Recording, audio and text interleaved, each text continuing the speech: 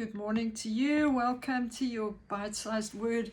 I did a post yesterday about Jacob in Genesis 28, how he said, surely the Lord is in this place, and I did not even know it, and how I feel it is an important season for you and I as believers to be focusing on what God is saying to us and giving us to do and what to pray, instead of focusing on all the distractions and things going on.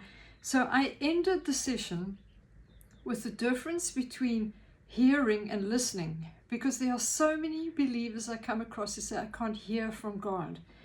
And so I want to just do this quickly and give this to you this way. Hearing is, we don't have to do anything to hear.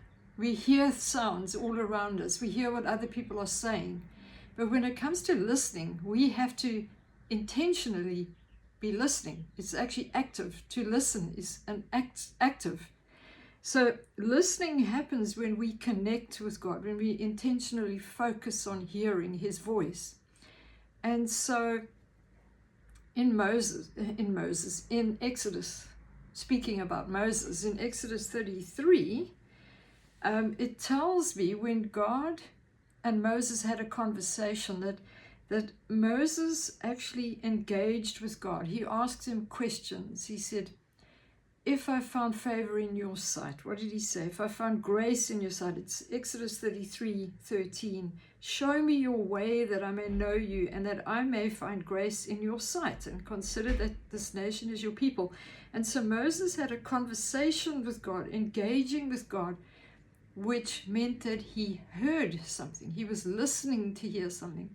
The other one is in Samuel, 1 Samuel, a very well-known story when God called Samuel, and he kept hearing Samuel because he wasn't trained in recognizing the voice of God.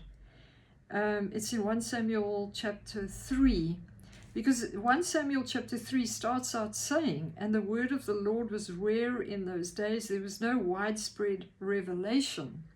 And you may have heard my message online or in person about the timing of God for Samuel to be born in this time of transition. So Eli knew that it was God calling Samuel.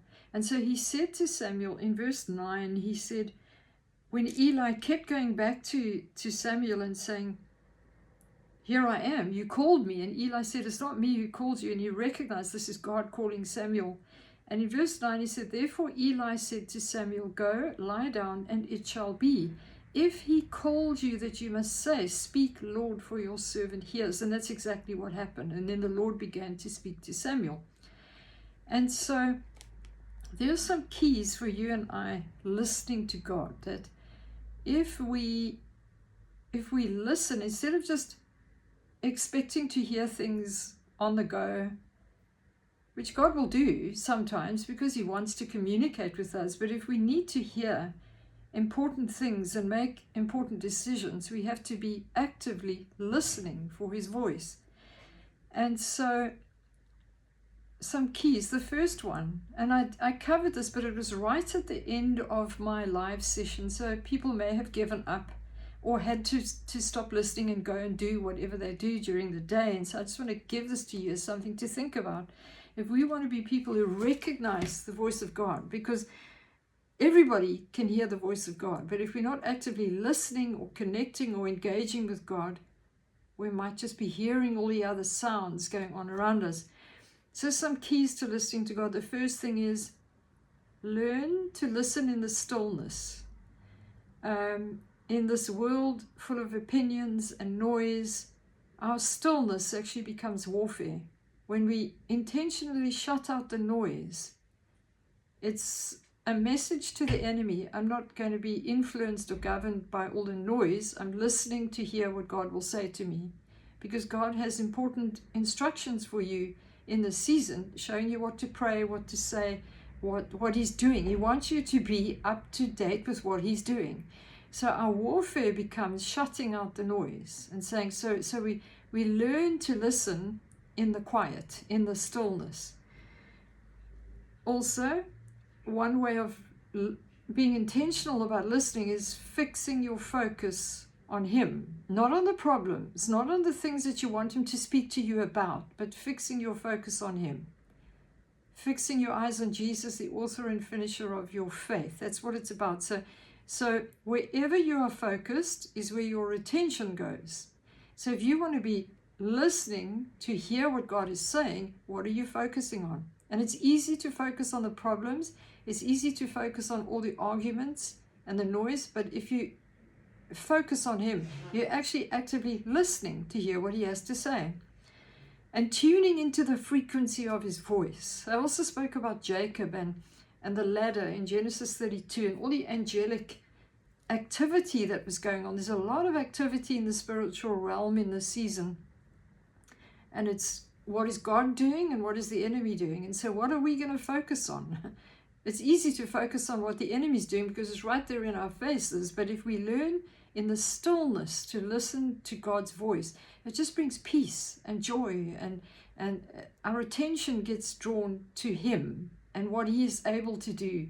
And as people of faith who have heard something from God that we need to be surrounded by, and we need to be those people. You don't want to spend your days sitting with people who are up to date with all the latest wars and rumors of wars and natural disasters and economy and all those things. It's good to know those things, but on the other hand, what has got your attention? God has a plan. God is very busy. God has not changed His mind, and He's got some good things in store for you and I. So He wants us to be listening for what He is saying and doing. So be like Samuel and say, Lord, here I am. What did Samuel say? If He calls you, you must say, speak, Lord, for your servant hears. And you're going to hear something. I can guarantee you're going to hear something. So when we come to God, we're not just coming to get information as well. It's not all about hearing to gather information and to retain information and to become clever.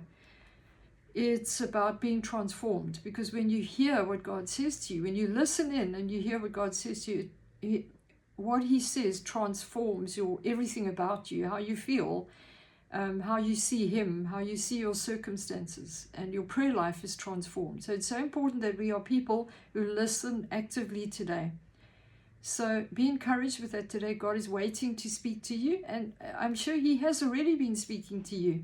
But so many people just, the voice of God goes dim if our attention is on what is the enemy doing. So be encouraged with that today.